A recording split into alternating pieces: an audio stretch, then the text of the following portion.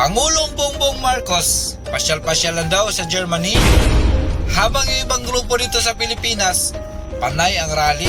Ito ang video, panoorin nyo, i-share nyo para makita ng ating mga kababayan kung anong ginagawa ng ating Pangulo sa bansang Germany.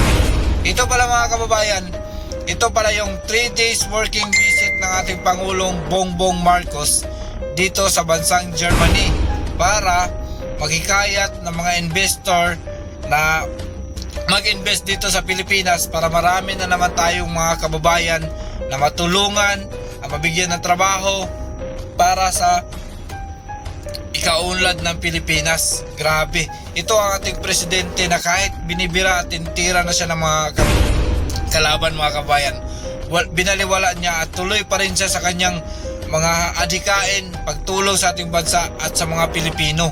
Grabe, sobrang bait talaga ni Pangulong Bongbong Marcos. At dahil dyan mga kababayan, ito ang bunga ng kanyang pagpunta sa Germany.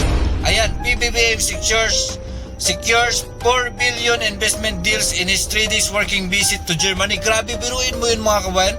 3 days, may $4 billion na investment na madadala dito sa Pilipinas. Kaya Mr. President, mag-ingat ka, tuloy-tuloy mo yan. Mahal ka ng Pilipino.